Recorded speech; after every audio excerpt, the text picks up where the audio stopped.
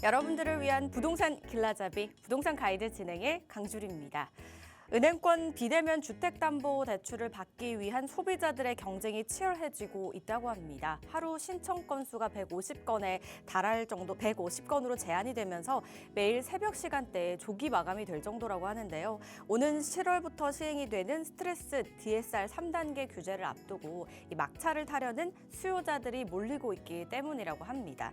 자, 하늘의 별 따기가 되어버린 비대면 가계대출. 이로 인해 가계대출은 얼마나 이제 증가폭을 보이게 될지 시장의 향방들 궁금하신 분들 저희 부동산 가이드와 함께 해보시기 바라겠습니다.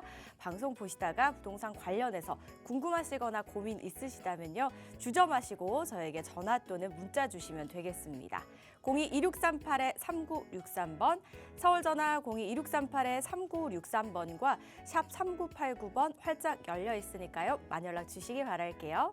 자, 그럼 부동산 가이드 오늘도 힘차게 출발합니다.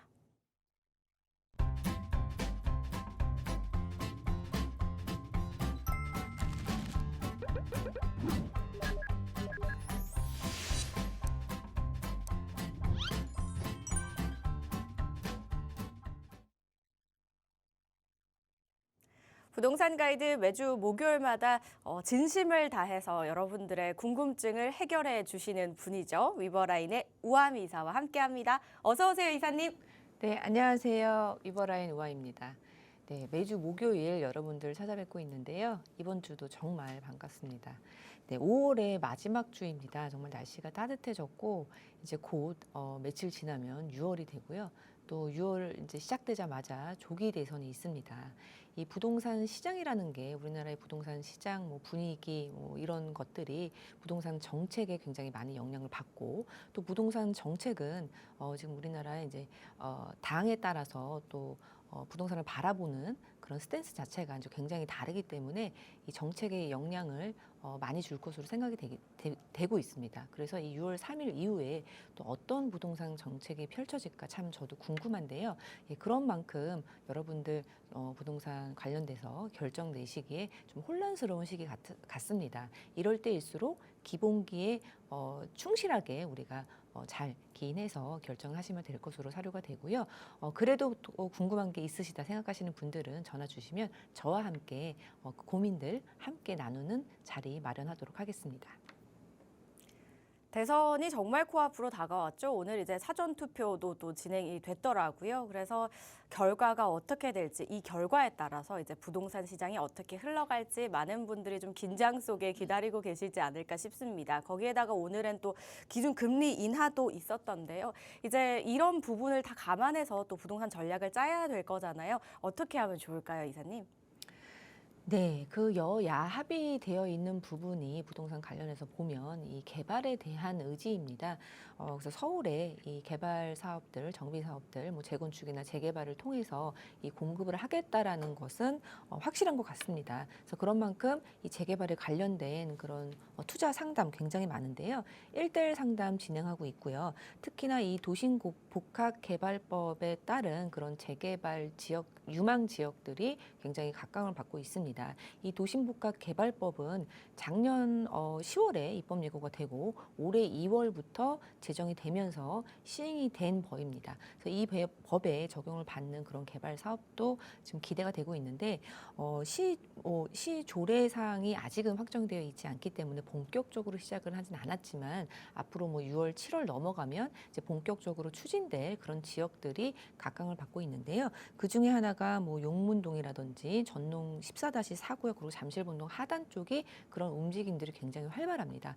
그래서 우리가 선점한다라는 의미에서 좀 발빠르게 움직일 수 있는 그런 지역이기 때문에 1대1 상담 그쪽에 받고 있고요. 또 중강남으로서 자양 사동의 모아타운 굉장히 인기가 많은데요. 그쪽도 궁금하신 분들 1대1 상담 주시면 진행하도록 하겠습니다. 네, 공통적으로 이제 공급 확대에 대한 부분은 변함이 없을 것이기 때문에 서울 내에서 주택을 늘리려면 또 제한적이잖아요. 그래서 재개발이 좀 활발하게 진행이 될 수밖에 없는 그런 상황입니다. 그래서 이 부분을 감안하셔서 전략 세워보시기 바라겠습니다. 문의사항은요, 02-2638-3963번과 샵 3989번으로 연락 주신 후에 참석해 보시기 바랄게요. 생방송 중에 상담 원하시는 분들 역시 전화 또는 문자 주시면 되겠습니다. 저희 이사님이 진짜 상담하실 때 진심을 다해서 내일이다 생각하고 해주시니까요. 주저마시고 많은 연락 주시기 바랄게요. 저희 첫 번째는 문자 들어온 부분이 있어서 체크를 해보겠습니다. 0365님께서 보내주셨는데요. 현재 1가구 1주택 상황입니다. 요즘 주택수에 포함되지 않는 신축 빌라가 인기인 것 같은데 그 가격 기준이 5억 미만이라고 하는 곳도 있고 6억 미만이라고 하는 곳도 있던데요. 어떤 게 정답인가요? 라고 보내주셨습니다. 신축, 주택수에 포함되지 않는 신축 빌라에 대한 문의가 종종 상담이 들어오는 것 같습니다. 기준이 아무래도 좀 헷갈리실 텐데 5억 이 금액 부분도 있고 또 면적 부분도 있잖아요. 금액은 5억과 6억 중에 뭐가 맞나요, 이사님? 네. 그 5억도 있고 6억도 있습니다. 그래서 일단 좀 정리를 하자면은 이제 여러 가지 그런 이제 혜택이라든지 아니면 세금 관련된 부분들이 있다 없다 뭐 그리고 또 이제 많이 바뀌고 그런 부분이 있어서 좀 혼재되어 있는 것들이 있는데 좀 확실하게 짚고 넘어가면 좋을 것 같습니다. 최근에 이제 주택수 산정 제외라고 해서 주택수 제외는 아니고 산정 제외입니다. 그래서 산정 제외라고 해서 6억 미만 그리고 60제곱미터 이하의 그런 비아파트, 그러니까 빌라, 흔히 이제 우리가 말하는 빌라인데요. 이런 빌라 같은 경우에는 신축이면 주택수 산정에서 제외를 해준다라고 합니다. 이 제외가 되는 부분은 이 산정, 그러니까 즉 중가 매길 때 주택수가 이제 2개, 3개 임에 따라서 중가가 매겨지게 되는데 그때 카운트가 안 되는 주택을 의미합니다. 그래서 취득세 중과할 때, 양도세, 종부세 중과할 때 이런 조건이 만족하는 주택을 매수할 경우에 이 주택은 그 카운트에서 유령 주택이 된다라고 생각을 하시면 되는데요. 기존에 내가 세 개의 주택이 이미 있다고 하시면 취득세는 여전히 중과입니다. 이 주택이 카운트가 안 된다고 해도 이미 지금 3개가 있기 때문에 중과라고 보시면 되고 내가 하나가 있다. 그런데 이런 주택을 산다 할 때는 1주택자의 취득세로서 이제 중과가 안 들어간다. 이런 식으로 이 산정에서 제외가 된다라고 계산을 하셔야 됩니다. 그리고 또 많이 이 부분에서 헷갈리시는 부분은 1가구 1주택의 이제 특례 부분이 안 들어가는데 요것도 이제 내가 1주택이다. 그랬을 때 요걸 사면은 내가 1주택의 특례도 받을 수 있다라고 착각하시는 경우들이 왕왕 있는데 특례는 해당되지 않습니다. 그래서 1가구 1주택의 비과세 특례라든지 1가구 1주택의 이 종부세 매길 때 이제 공제되는 부분, 이제 12억까지 공제되는 부분이 12억이 아니라 이제 9억으로 내려간다라고 보시면 되겠고요. 주택수 산정에서 제외이기 때문에 카운트하는 거에 제외입니다. 그래서 종부세 합산 배제와도 이제 다르다. 그런 부분도 유의해서 보셔야 됩니다. 그래서 이런 거를 좀 꼼꼼하게 따져 보시면 착오가 없을 것 같고요. 신축만 해당되는 것도 아닙니다. 이제 기축인 경우에도 해당이 되는데 기축주택인 경우에 이런 조건이 만족한다고 하면 임대사업자 등록하시면 똑같이 이 주택수 산정에서 제외가 된다라는 거 생각하시면 좋을 것 같고요. 또 하나는 이 신축의 의미가 24년도 1월 1일부터 27년도 12월 31일까지 준공된 그런 물건에 한정이 되어 있는데요. 게다가 내가 지금 이제 소유권 이전을 할 때 세가 맞춰져 있지 않아야 됩니다. 그래서 오랫동안 뭐 세가 맞춰져 있는 상태로 뭐 24년도 3월에 등기된 물건이다. 그러니까 보존 등기가 난 물건이다. 그래서 내가 첫 소유권 이전을 한다고 해도 또 이런 혜택들이 없을 수 있으니 그것도 지자체에 좀 꼼꼼히 물어보셔갖고 취득세 할 때 좀 참고를 하셔야 될 것으로 생각이 됩니다. 그리고 제가 이제 기축주택인 경우에는 주택임대 사업자를 내면 신축이 아니어도 이런 혜택을 받을 수 있다라고 말씀을 드렸는데요. 이 기축주택은 오래된 주택을 의미하는 게 아니라 한번 소유권 이전을 거친 주택을 의미합니다. 그래서 23년도에 준공이 났는데 소유권 이전을 하지 않았다고 한다면 이 신축에도 속하지 않고 또 기축에도 속하지 않기 때문에 이러한 물건들 22년도, 23년도 요때 이제 미분양이 난 그런 빌라들은 기축에도 신축에도 속하지 않는다라는 것 좀 착안하셔서 꼼꼼히 따져 보셔야 될 것 같고요. 또 이제 22년도, 23년도에 우리 빌라왕 사태도 있고 그런 이제 기사들도 많았고 또 이제 전세, 뭐 깡통 전세 이런 얘기들이 많았던 시기이기 때문에 이때 이제 미분양된 빌라들이 많습니다. 그래서 혹여나 이 방송을 이제 정책 결정자들이 보신다고 한다면 이런 부분도 좀 이 사각지대에 있는데 좀 이제 혜택을 받을 수 있게 어쨌든 이런 혜택을 주는 것은 이 빌라의 시장을 좀 활성화시키기 위해서이기 때문에 이러한 부분도 좀 이렇게 참고를 하셔서 투자하시는 분도 그렇고 또 정책을 결정하시는 분들도 이런 사각지대에 있다는 것도 좀 알아두시면 좋을 거라고 생각이 돼서 좀 말씀을 드리고 있습니다. 예, 그리고 5억 미만이라고 아까 말씀을 주셨는데요. 예, 5억 미만 또 있습니다. 이제 5억 미만은 이제 5억 이하라고 보시면 되고 85제곱미터 이하라고 보는데 청약할 때의 주택수에서 이제 빠진다라고 생각을 하시면 되는데 이것도 조건이 좀 생각해야 될 조건들이 있습니다. 일단은 5억 이하 그리고 85제곱미터 이하가 청약할 때 빌라 같은 경우에는 주택으로 치지 않는다라는 내용인데 그 내용은 무주택자, 그러니까 1주택자, 요 빌라 포함해서 1주택자의 한정입니다. 그래서 내가 5억 이하, 85제곱미터 이하의 주택을 2개 갖고 있다 그러면 이거는 이제 청약할 때 주택수에 포함이 된다라고 볼 수 있고 내가 하나만 오로지 하나만 갖고 있을 때만 주택수 산정에서 제외가 된다라고 보시면 되겠습니다. 그래서 그런 부분도 좀 체크를 하셔야 되겠는데요. 예, 5억 이하는 청약 관련된 거, 6억 이하는 이제 세금의 중과 부분에서 주택수 산정에서 제외가 된다. 이런 식으로 좀 정리를 머릿속에 해두시면은 투자할 때 좀 착오가 없으실 걸로 생각이 될 것 같습니다. 네, 좀 까다롭기는 하네요. 그러니까 5억 이하는요, 빌라를 포함해서 1주택자 한정으로 혜택을 받아보실 수 있습니다. 80제곱미터 이하고요. 그리고 기축인 경우에는요, 뭐 오래됐다기보다는요, 소유권 이전을 이제 한번 거친 경우라고 설명을 해주셨고요. 임대사업자를 내면 주택수 산정 혜택을 받아볼 수 있고, 그리고 6억 이하는요, 60제곱미터 이하여야 된다는 부분, 그리고 이 주택수 산정 제외 기간이 정해져 있으니까요. 이 기간도 잘 체크를 하셔야지 또 혜택이 해당이 되지 않을까 싶거든요. 그래서 좀 꼼꼼하게 살펴보시고 한번 결정을 내려보시기 바라겠습니다. 내용 도움되셨길 바랄게요. 저희는 다음 문자도 한번 체크해 보겠습니다. 9917님이 보내주셨는데요. 봉천동 두산아파트 20평대를 보유하고 있습니다. 전세를 안고 보유 중인데요. 비과세 조건은 만족이 돼 있습니다. 계속 보유를 할지 아니면 갈아타야 할지 중심부 재개발로 가고 싶기도 한데 괜찮을까요? 라고 보내주셨습니다. 중심부 재개발이면은 괜찮지 않을까 하는데 어떻게 하시는 게 좋을까요? 옮기시는 게 나을까요, 이사님? 아, 네, 앵커님, 네, 잘 알고 계십니다. 네, 옮기시는 게 좋다라고 일단 먼저 말씀을 드리고 설명을 드리겠습니다.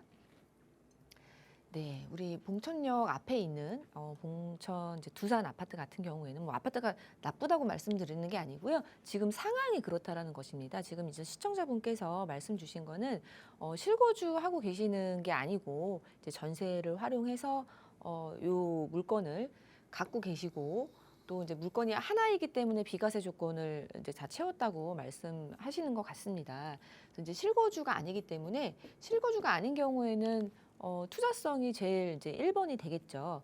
그래서 그런 측면에 있어서는 이제 옮겨보는 게 그리고 이제 요즘에 이제 서울의 재개발들이 워낙에 많이 진행이 되고 실제로 활성화가 많이 되어 있습니다. 그리고 굉장히 빨리 진행이 되는 부분도 있고 그리고 과거에 또 어떤 일정 기간 동안에는 재개발이 많이 안 됐던 부분들이 지금 한꺼번에 빵 터지는 그런 느낌이기 때문에 이렇게 잘 진행이 되고 활성화됐을 때 재개발로 갈아타시는 거 트렌디하게 좀 투자를 하시는 것도 좋을 거라고 생각이 듭니다. 그래서 이 아파트에 대해서 좀 설명을 드리면 일단 이제 2000세대 정도가 이제 구성이 되어 있고요. 그리고 입주는 2000년도에 했습니다. 근데 2000년도에 했는데 벌써 이게 지금 26년 차죠. 네, 지금 25년도기 때문에 그래서 이제 앞으로 30년 차를 바라보고 있는 좀 오래된 아파트라고 볼 수 있습니다. 그래서 역에서 굉장히 가까이 위치해 있기 때문에 굉장히 좋은 그런 이제 가성비가 좋은 아파트라고 볼 수 있는데 인근으로 해서 이제 아파트 군락은 좀 보여지지 않고 있고요. 그리고 가격은 지금 20평대면은 이제 9억 중반. 예, 9억 중반 여기서 이제 플러스 마이너스 요 정도로 이제 구성이 되어 있어 보입니다. 그리고 흐름을 좀 살펴보면요, 우리 급등하는 그런 아파트 상승기일 때 역시나 똑같이 급등을 했고 이제 21년도 말 그리고 22년도 이제 피크를 찍고 23년도부터 이제 훅 예, 좀 조정기를 거쳐서 지금은 이제 회복한 단계라고 볼 수 있습니다. 그런데 우리가 지금 요즘에서는 이 아파트의 이 흐름을 보면 강남 쪽이나 아니면 상급지 쪽은 이 정고점, 23년도 초반에 아니 21년도 이제 후반, 22년도 초반에 정고점을 뚫고 이제 확 이제 올라간 모습을 보여지고 있는데, 지금 이제 중급지나 이제 하급지 쪽은 다 이런 모습을 보이고 있습니다. 그리고 회복할 기미를 좀 안 보이고 있는 모습인데, 그래도 어느 정도는 회복을 했기 때문에 저는 한번 이제 갈아타는 거 좋다라고 생각이 들고요. 그리고 여기가 용적률이 324%입니다. 그래서 이미 지금 용적률이 이제 굉장히 높아진 상태인데 30년 차를 앞두고 있기 때문에 투자로만 본다 그러면은 굳이 여기에 9억 5천 매가에 전세가 한 뭐 4억에서 4억 5천 정도 할 텐데, 요 정도면은 지금 네, 5억 정도 갭이 있거든요. 5억 갭을 굳이 여기에 묻어두지 않아도 되지 않을까, 이렇게 생각이 들어서 저는 여기서 한번 갈아탔으면 좋겠다. 그리고 조건이 지금 비과세도 되어 있고 하다 보니까 저는 갈아타면 좋겠다 말씀을 드리겠고요. 5억 정도면은 네, 중심지로 간다고 하면은 좀 초기 단계 재개발 충분히 가능하고요. 아니면은 중심지에서 조금 벗어난 한 중급지 정도면 선정된 곳도 5억으로 투자가 가능한 곳들이 있습니다. 그래서 이러한 사항들 좀 착안하셔갖고 공부를 좀 해보신 다음에 어느 정도 이 어디가 좋을까요? 좀 이렇게 지역이 이렇게 눈에 들어오는 지역들이 있으면 다시 한번 전화 주셔서 상담을 통해서 선택해 보시면 어떨까, 이렇게 정리를 해보겠습니다. 네, 옮기시는데 이제 찬성을 주셨는데, 재개발이라고 해서 무조건 이제 긍정이라는 게 아니라 현재 흐름이 그동안 밀렸던 재개발도 이제 함께 진행이 될 만큼 재개발 움직임이 좀 활발할 것으로 예상이 되기 때문에 이렇게 의견을 주셨습니다. 좀 투자다 보니까 신중해야 되고, 타이밍과 뭐 투자에도 아까 말씀해 주셨듯이 트렌드가 있습니다. 그래서 이에 맞게 전략을 짜야 되니까요. 고민하시다가 궁금하신 부분 있으시면 언제든 저에게 연락 주시면 되겠고요. 방금 문의 주신 시청자분도 궁금증 좀 잘 해결되셨으면 좋겠습니다. 구체적인 지역이나 관심 생기시면 다시 한번 또 연락 주시기 바라겠습니다. 자, 이렇게 고민 있으시면 저에게 02-2638-3963번과 샵 3989번으로 많은 연락 주시기 바라겠습니다. 저희 이어서 강의 시간도 한번 가져보겠습니다. 저희가 틈틈이 이제 재개발 지역들에 대해서 좀 이야기를 들려드리고 있는데, 오늘은 용산국제업무지구와 이 운명을 함께하는 곳이라고 합니다. 예상해 보니까 용산 그 어디쯤일 것 같아요. 바로 용문동이라고 하는데요. 어떤 이야기들 가지고 있는지 한번 풀어보겠습니다. 네, 오늘 준비한 내용은 이 도심복합 개발 사업으로 이제 다시 거듭날 지역을 준비를 했습니다. 그 중에서도 용산 국제업무지구와 운명을 같이 할 그런 지역을 선정을 했고요. 용산 국제업무지구 이제 인근으로 보면 오른편으로는 이제 후기 단계이기 때문에 가격대가 이제 만만치가 않고, 왼편으로 해서는 이제 원유로 3가, 원유로 4가 이렇게 위치를 해 있는데, 그 중에서도 좀 가성비가 좋은 2억대로도 투자가 가능한 용문동을 한번 살펴보도록 하겠습니다. 네, 일단 키포인트 한번 잡아보겠습니다. 예, 입지는 뭐 말을 계속하면 입이 아플 정도로 좋은 입지입니다. 예, 입지는 이제 굉장히 좋은 우리 용산에 위치를 해 있는데요. 이 용산은 우리 기본 계획에, 서울의 기본 계획을 보면 3도심, 7광역중심, 12지역중심이 있는데, 이 3도심, 그러니까 한양도성, 그리고 여의도 금융중심, 그리고 강남중심의 3도심에 바로 이 중앙에 위치를 해 있으면서 한강변에 위치를 해 있는 곳입니다. 지리적으로도, 그러니까 물리적으로도 굉장히 이제 중가운데에 위치한 곳이 바로 이 용산이고요. 그 중에서도 제일 이 중간 쪽에 위치한 곳이 용문동이라고 볼 수 있습니다. 그래서 이 용산은 정치, 경제, 문화의 신중심지로 거듭나고 있는 곳입니다. 용산 가시면 굉장히 낙후돼 있는 곳, 그리고 멋들어진 빌딩 이런 게 좀 공존하는 모습을 보이고 있는데 그 도심이기 때문에 중심에 있음에도 불구하고 낙후되어 있는 곳이 굉장히 많습니다. 근데 실제로 이제 재개발 지도를 살펴보면 전부 다 이제 선정이 되어 있거나 뭐 조합 설립이 되어 있거나 왼편으로는 좀 초기 단계고 오른편 그러니까 국제 업무지구를 중심으로 해서 왼편으로는 초기 단계, 오른편으로는 좀 후기 단계라고 볼 수 있는데 개발 사업이 정말 활발하게 이루어지고 있는 곳이기 때문에 신중심지로 거듭날 수 있는 가능성이 굉장히 높습니다. 네, 그 중에서도 용문동을 왜 말씀드리냐면 도심복합 개발 사업으로 추진이 예정이 되어 있습니다. 이 도심복합 개발이라는 것이 뭐냐면 재개발을 우리 할 때 이 적용받는 법들이 있는데요. 도시환경정비법도 있고 뭐 비밀소법도 있고 그런 법들이 있는데 도심복합개발법이라고 해서 새롭게 법이 생겼습니다. 그러니까 제정이 됐다라는 소리입니다. 그래서 작년 10월이죠. 24년 10월에 입법 예고가 됐고요. 그리고 올해 2월에 이제 그 국회에서 통과가 돼서 제정이 됐으면서 바로 시행이 됐습니다. 그러면서 이 세부 이제 중요 사항들은 시도 조례로 이제 위임을 하면서 지자체에서 좀 적극적으로 할 수 있는 그런 구조를 갖고 있는데요. 그래서 아직은 시도 조례가 이제 확정이 되지 않아 있기 때문에 지금은 좀 준비 단계에 있지만 앞으로 뭐 6월, 7월이 지나가면 이제 그런 세부적인 내용들이 좀 확정이 되면 적극적으로 추진할 곳이기 때문에 우리가 선점한다는 의미에서 굉장히 가성비 있게 접근을 할 수 있는 용산의 개발 사업지다. 이런 것이 키포인트가 되겠습니다. 용산은 정말 끊이지 않는 호재들이 널려 있습니다. 이 재개발도 다 지금은 눈으로 보기에는 굉장히 낙후된 그런 오밀조밀한 그런 저층 주거 밀집들이 많지만 실제로는 속에는 가보면 다 재개발이 진행되고 있는 곳입니다. 그렇기도 하고 또 국제업무지구, 용산 민족공원, GTX 등등에서 여러 가지 그런 개발 사업들이 이제 품고 있는 곳인데 그 규모가 어마어마합니다. 국제업무지구도 그렇고 민족공원도 그렇고 그 규모 면에 있어서나 파급 효과 면에 있어서나 이 호재들이 굉장히 크다라는 것도 장점이 됩니다. 용산을 가시면요, 이제 남산도 있고 남산도 있고 남산 옆에도 뭐 그렇지만 남산 옆이 아니더라도 구릉지로 거의 대부분 구성이 되어 있는 곳이 바로 용산입니다. 근데 그 중에서도 유일하게 이상하게 용문동만 평지로 구성이 되어 있습니다. 그래서 이제 향후에 재개발이 진행됐을 때도 뭐 공사비 측면에 있어서도 좀 평지로서 좀 이점을 가질 수 있고 또 평지이기 때문에 다 구릉지인데 평지라서 그런 장점도 있습니다. 네, 그리고 최근에는 이 한강뷰에 좀 집중이 되어 있는 모습을 보이고 있는데요.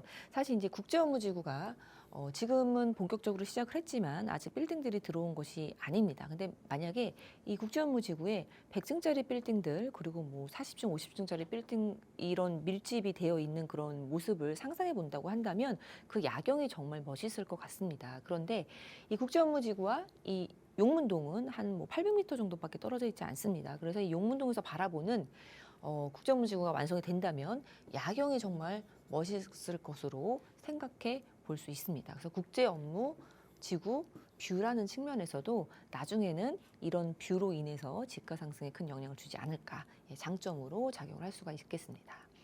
지금은 용문동이 그 용산 중에서도 가장 이제 재개발이 좀 늦고 신축 비율도 좀 높은 상태입니다. 그렇기 때문에 지금은 좀 가성비 갑으로 가성비 있게 용산에서도 좀 저렴하게 투자를 할 수 있다는 게 장점이 되는데요.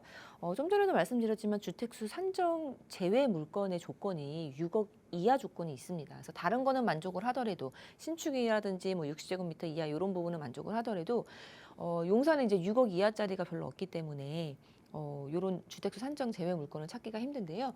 용문동은 그렇지 않습니다. 신축으로 6억 이하 매물도 있다라는 거. 그래서 우리가 세금적으로도 좀 여유롭게 투자할 수 있는 그런 장점이 있겠습니다. 네. 한번 지도를 살펴보면요. 3도심, 7광역중심, 12지역중심의 그림입니다. 우리 서울의 기본 도시 계획인데요. 용산이 바로 여기 위치를 해 있습니다. 그래서 3도심의 중간에 위치를 해 있으면서 이 한강 라인에 붙어 있는 교통도 좋고 여기저기 가기가 굉장히 편리한 그런 서울에서도 중심에 위치해 있는 용산입니다. 네, 용산을 보면요. 중간에 이제 용산 공원 공원이 있고요.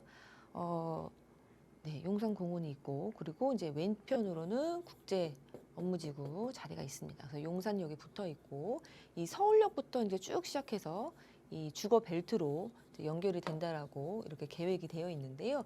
요 왼편으로 해서 오른편으로 해서 지금 재개발의 초기 단계들의 재개발들이 쭉 나열이 되어 있습니다. 우리 후암동도 그렇고요. 여기 서계동부터 시작해서 청파동 1가, 2가, 3가, 원효로 1가, 원효로 1가, 원효로 2가, 원효로 2가, 그리고 원효로 3가. 그 옆에 있는 곳이 바로 이제 용문동입니다. 그래서 한번 살펴보면은 우리 서울역부터 국제업무지구까지 이제 이어지고요.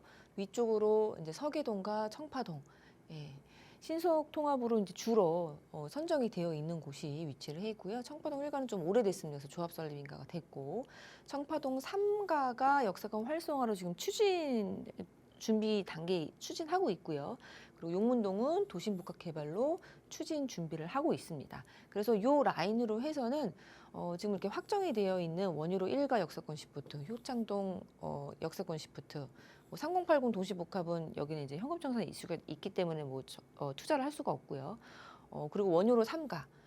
그래서 이 확정이 되어 있지 않고 지금 좀 가성비 있게 저렴하게 할 수 있는 곳이 청파동 3가, 용문동 그리고 원효로 3가뿐이 없습니다. 근데 그 중에서도 용문동이 좀 저렴하게 가성비 있게 접근할 수 있는 그런 장점이 있는 곳입니다. 그리고 이 국제업무지구와 상당히 가까이 위치를 해 있습니다.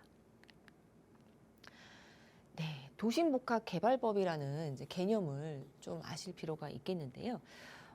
도심복합개발법은 사실 이제 그 기존에 있던 타 이 정비사업 법하고는 좀 이렇게 거리가 있습니다. 그래서 주거 환경을 개선한다라기보다는 도시의 경쟁력을 강화하고, 네, 그리고 민간의 전문성, 창의적 역량을 활용해서 이런 내용들이 나오는데요. 낙후되어 있는 곳을 주로 한다라기보다는 좀 필요한 부분에 도시 경쟁력을 강화할 수 있는 그런 필요한 부분에 개발 사업을 해주겠다라는 것이 주 골자입니다. 그래서 타 정비 사업과는 다르게 노후도와 상관없이 도심과 부도심 그쪽 라인으로 해서 혹은 노후도와 상관없이 대중교통 결절지에서 500m 이내는 해주겠다라고 그렇게 나와 있거든요. 그래서 목표 자체가 이 개발을 해야 될 곳에 낙후되어 있지 않아도 개발을 해준다라는 게 주 골자라고 볼 수 있습니다. 그래서 작년 10월에 입법 예고를 했고요. 올해 7월에 제정이 됐고 시행이 됐습니다. 그리고 이제 그 주요 부분들은 세부 사항들은 이제 조례 사항으로 좀 위임을 하는 부분들이 있기 때문에 지자체에서 좀 적극적으로 지자체에서 적극적으로 좀 할 수 있는 진행할 수 있는 그런 부분이 있습니다. 일단 두 가지 유형으로 나눠지는데요. 성장 거점형과 그리고 주거 중심형으로 나눠지고 있습니다. 그래서 성장 거점형은 노후도와 정말 상관없이 도심, 부도심 이런 도시 중심가이면 된다라는 내용입니다. 그리고 대중교통 결절지, 그러니까 2개 이상의 그런 대중교통이 몰려 있는 그 결절지에 500m 이내에 5,000제곱미터 이상이면 가능한다라는 겁니다. 그래서 노후도도 별도 필요 없다라는 것이 특징입니다. 그리고 주거 중심형을 보면요, 역세권, 그러니까 역에서 500m 이내에 그리고 중공업 지역을 중심으로 한다라는 그런 내용인데요. 역시 면적은 5,000제곱미터 이상이고요. 노후도가 상당히 완화가 되었습니다. 20년 경과된 건축물이 40% 이상이면 노후도 만족입니다.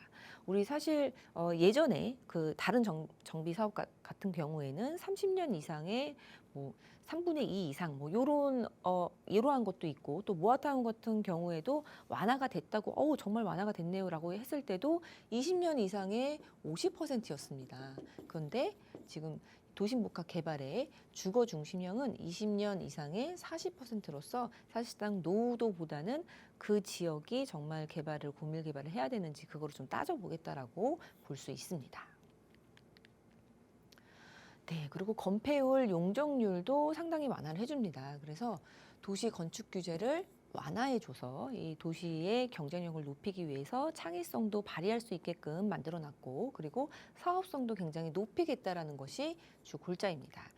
그래서 건폐율도 법정 상한으로 용적률도 법정 상한으로 상향할 수 있다라는 내용을 품고 있고요. 준주거 지역은 법정 상한의 140% 용적률입니다. 그리고 주거 지역의 용적률은 120%까지도 가능하다라고 나와 있습니다. 그래서 준주거 지역 같은 경우에는 원래 이제 500이기 때문에 140 하면은 700%까지 용적률을 높일 수가 있고 또 주거 지역은 삼정 같은 경우가 이제 300인데 요거는 이제 360으로도 높일 수가 있습니다. 이렇게 용적률 상향을 하게 되면 사업성이 좀 획기적으로 늘어나기 때문에 또 원활하게 진행이 될 수 있다라는 장점이 있는데요. 그래서 다른 타 정비 사업과는 조금 다른 특성을 가지고 있다라는 거 감안하시면 좋을 것 같습니다. 네, 그러니까 세부 사항들은 시도 조례로 위임을 하고 있어서 지자체가 좀 주도적으로 구체화할 수 있다라는 게 장점이 되는데요. 그 지역을 제일 잘 알고 있는 그런 지자체가 또 주도적으로 사업을 같이 할 수 있다라는 그런 장점이 있습니다. 그리고 또 신탁, 리츠 이러한 그런 민간 전문 기관도 사업 주체가 될 수 있습니다. 그렇기 때문에 좀 민간의 전문성도 활용을 해서 좀 적극적으로 빨리 될 수 있다라는 것도 기대해 볼 수 있다라고 볼 수 있습니다. 네, 그렇다면 이 용문동 어떠냐면요. 이 효창공원 앞역에서 500m 안에 들어와 있습니다. 그리고 우리가 이제 지도를 봤을 때 국제업무지구가 있고 또 이 인근으로 해서는 효창동 역세권 시프트, 원효로 1가 역세권 시프트 다 이제 재개발지로 구성이 되어 있습니다. 그래서 이쪽은 상당히 이 복합 개발로 했을 때 가능성이 높은 그런 당위성을 가지고 있다라고 볼 수 있습니다. 그리고 이 효창공원역 앞에 있는 이 용문동에서 봤을 때 국제업무지구가 한 800m, 1km가 채 떨어져 있지 않습니다. 그래서 굉장히 가까이 위치해 있는 것도 알 수 있습니다. 용산 국제업무지구는 지금 박차를 가하고 있는데요. 정말 기대가 되는 사업지입니다. 뭐 십수년간 이 용산 국제업무지구 뭐 무산됐다 뭐 얘기들도 굉장히 많았는데 이제는 정말 시작을 하고 있는 모습을 볼 수 있습니다. 좀 꼼꼼하게 살펴보면요. 일단 49만 4천 제곱미터 정도이고요. 평으로 하면은 한 15만 평 정도입니다. 그래서 도시 개발 사업 방식으로 이제 사업을 하는데 택지 개발해서 이제 분양을 하듯이 이 부지를 조성을 해서 민간한테 분양을 해서 그 민간에 이제 건물을 짓게 되는 그러한 방식이라고 볼 수 있고요. 사업 기간은 작년이죠. 작년 11월부터 지금 시작을 했다라고 볼 수 있습니다. 그래서 28년도 12월 31일까지 이 부지 조성을 완료할 예정이고요. 시행자는 철도공사와 그리고 서울주택도시공사 이렇게 7대3으로 지금 진행을 하고 있습니다. 이 사업비도 어마어마합니다. 14조 3천억 원이 들어가는 것으로 지금 계획이 되어 있는 곳이고요. 올해 실시 계획 인가 고시 계획 목표로 지금 진행을 하고 있고요. 올해 말이면은 도로, 공원 이런 기반 시설도 첫 삽을 뜰 것으로 목표를 하고 있습니다. 그래서 이 지역에 이제 4개 구역으로 이제 나눠져서 좀 이제 구성이 되어 있는데요. 요런 그 4개 구역들을 이제 순차적으로 민간한테 분양해서 민간이 이제 사업하는 방식으로 진행을 할 것입니다. 28년도면은 기반 시설, 이런 업무 시설 말고 도로, 공원과 같은 기반 시설이 공사가 이제 준공될 것으로 계획을 하고 있고요. 목표는 그렇습니다. 2030년이면 첫 기업이 입주하는 것으로 목표를 잡고 있는 곳입니다.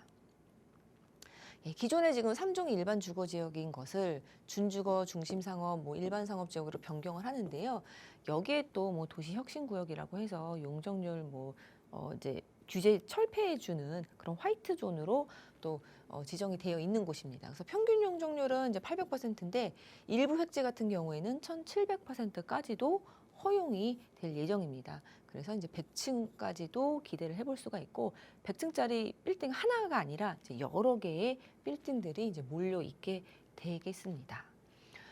4개의 구역으로 그리고 이 4개 구역 중에서도 20개의 블록으로 이제 나눠서 이제 되는데요. 국제 업무가 중심에 있고요. 그 바깥쪽으로 업무 복합, 업무 지원 그리고 복합 문화 존으로 이제 중간에 위치를 해 있습니다.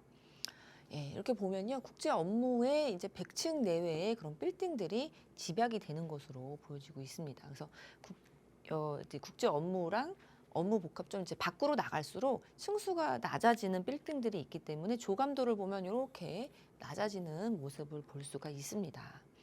그래서 이러한 복합 용지가 60%를 차지하고요. 이 외에 기반 시설, 뭐 도로, 공원 이런 것들, 문화 시설 이런 것들이 40%를 차지하게 됩니다.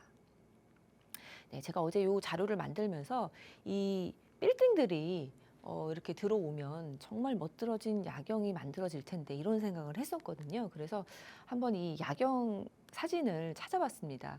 이렇게 세계적인 야경이 유명한 그런 지역들은 이제 몇 군데 찾아봤는데 이 홍콩입니다. 지금 빅토리아 하버에서 홍콩 아일랜드, 홍콩 섬을 바라보는 그런 모습인데요.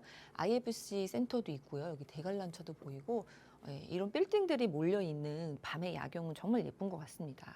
그리고 이 사진은 시카고입니다. 시카고이고 이제 미시간 그 호수가 보이는 그 빌딩들이 이제 몰려 있는 모습인데요. 윌리스 빌딩이 있고 한때 이제 제일 높은 빌딩이었는데 이러한 야경 모습도 정말 멋있는 것 같습니다. 그리고 이 사진은 이제 샹하이입니다. 그래서 예, 샹하이도 지금 굉장히 예쁜 그런 빌딩 야경 모습을 갖고 있는데요. 낮에는 업무 밀집 지역이기 때문에 사람들이 또 몰리고 밤에는 이렇게 관광객들이 몰리는 모습을 볼 수 있습니다. 네, 그리고 여기는 서울입니다. 예, 서울에 이제 가장 큰 빌딩이라고 하면 롯데타워가 될 텐데 롯데타워를 보니까 조금 외롭더라고요. 그래서 하나밖에 없기 때문에 제가 한번 여기 같이 헬리오시티입니다. 그래서 여기 탄천 넘어서 이제 찍은 방향이라고 추측이 되는데요.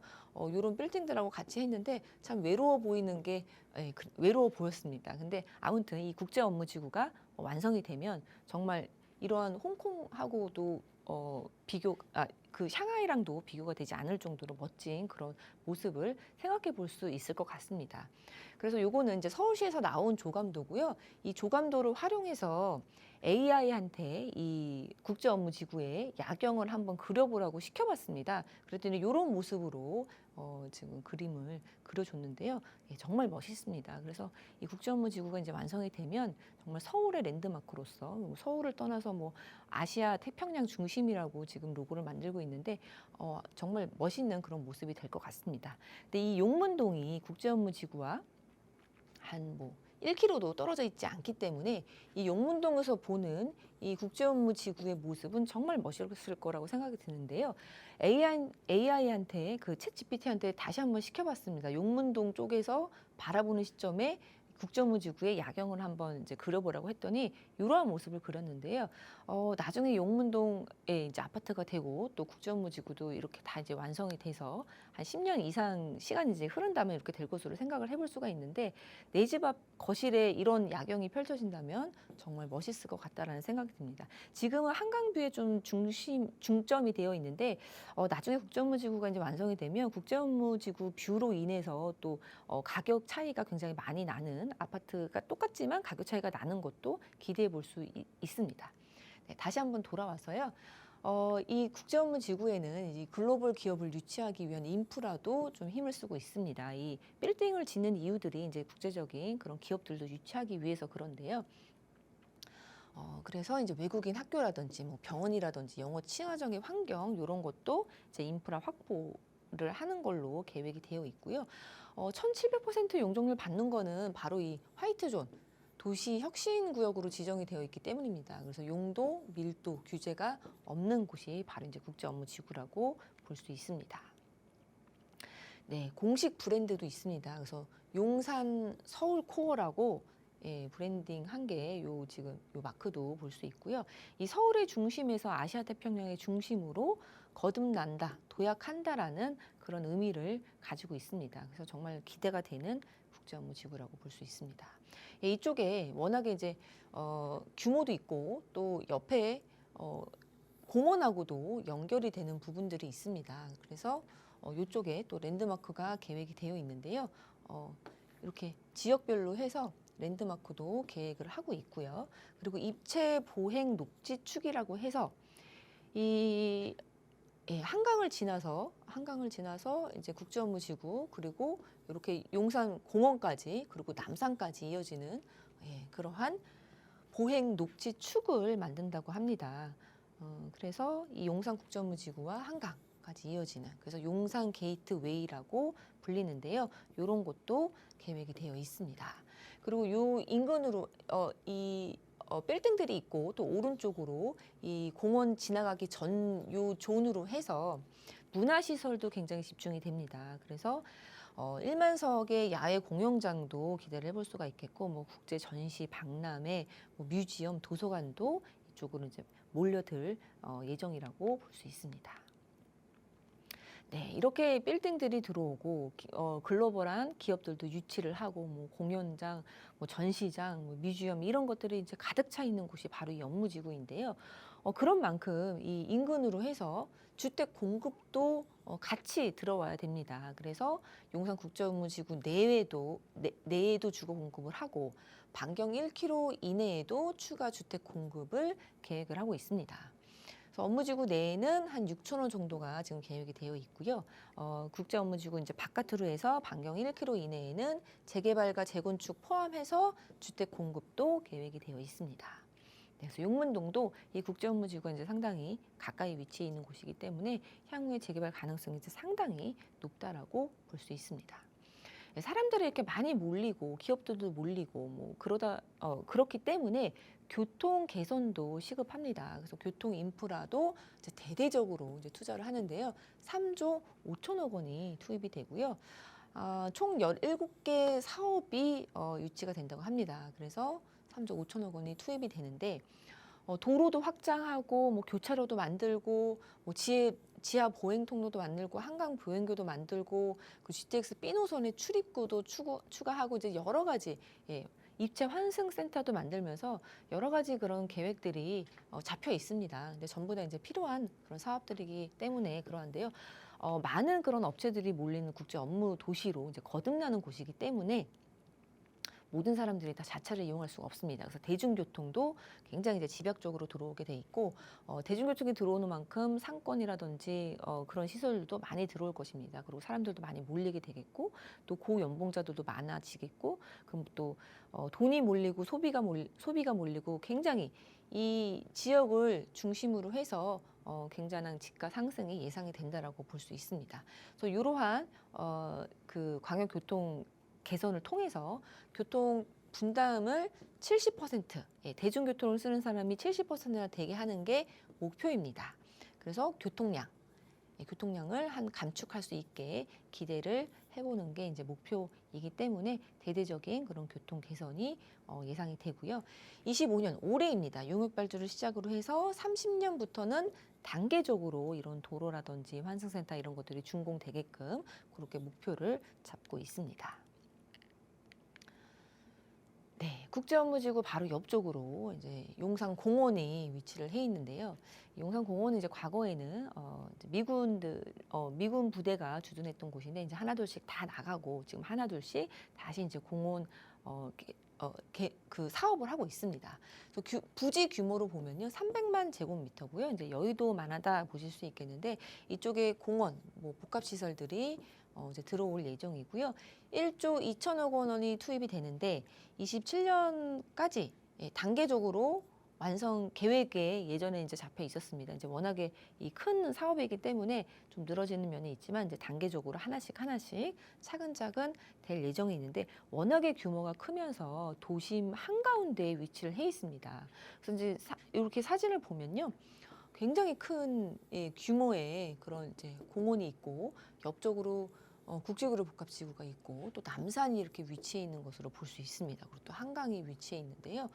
네, 요 공원도 다 이제 개발이 되고, 요런 국제 업무지구도 이제 개발이 되면 굉장히 멋있어질 것으로 기대가 됩니다. 이 한국의 뉴욕판 센트럴파크라고 불리는 게 바로 용산공원인데요. 뉴욕도 한번 보면은 이 거대한 공원, 도심의 허파 역할을 하고 있는 공원이 위치해 있고, 그 옆쪽으로 이 고밀 개발이 된 그런 마천루들을 볼 수 있습니다. 그래서 업무 시설들이 집약이 되어 있는 모습을 볼 수 있고, 그 옆쪽으로 굉장히 고가의 주택들이 자리를 잡고 있습니다. 그래서 이러한 비슷한 느낌으로 이 용산도 나중에 개발이 되지 않을까 한번 그림을 그려볼 수 있겠습니다. 예, 국제업무지구 이제 위쪽으로는 용산 전자상가입니다. 용산 전자상가는 이제 과거에 이 4,000개 정도 매장의 그런 전자 유통단지였습니다. 예, 그래서 뭐 전자랜드라든지 선인상가, 낮은상가 등등 이렇게 있었는데 그런 것들도 새롭게 재탄생합니다. 그래서 메타밸리로 재탄생을 하고요. 면적은 14만 제곱미터 정도, 15만 제곱미터가 좀 안 되는데 평균 용적률이 800%고요. 어떤 구역에서는 이제 1000%까지도 가능합니다. 그래서 용산 구청 업무지구와 뭐 비슷한 그런 키높이의 빌딩들이 생기면서 그런 메타밸리로서 전자상가의 역할을 한다라고 볼 수 있겠습니다. 네, 원효로 사가에 보면 현대차 서비스센터 부지가 있는데요. 이쪽도 미래산업연구개발 R&D 연구소로 거듭납니다. 그래서 고연봉자들, 뭐 연구원들 이렇게 직장 그런 이제 고연봉자들의 직장에 몰리는 그런 곳으로 개발을 한다라고 하고요. 이제 원효로 1, 2, 3가 중에서 4가여서 이제 가장 한강 쪽입니다. 그래서 한강가의 이제 보행 쪽에도 이제 환경을 정비한다라고 합니다. 그래서 연 면적은 6만 7천 제곱미터이고요. 도심 항공 교통 미래 연구소가 들어올 것으로 생각해 볼 수가 있겠습니다. 네, 용산입니다. 용산 그림 한번 보고 있고요. 말씀드렸던 국제업무지구 그리고 효창공원 압력에 500m 안에 들어가는 용문동 재개발 이제 추진 예정지라고 볼 수 있습니다. 그래서 용산 국제업무지구와 상당히 가까이 위치해 있는 곳 말씀드리고 있습니다. 키포인트를 한 번 더 잡아보겠습니다. 용산구에 있는 용문동에 도심복합 개발로 지금 추진할 것으로 준비하고 있는 곳 말씀드리겠습니다. 용산은 정말 뭐 입지가 훌륭합니다. 탁월하다고 볼 수 있는데 이 3도심에서도 그 중앙에 위치를 해 있고요. 용산은 이제 구도심으로서 또 낙후되어 있던 모습도 있고 또 아주 멋들어진 빌딩도 혼재하는 곳인데 그 빌딩 그 뒤쪽으로 전부 다 지금 재개발이 진행이 되고 있습니다.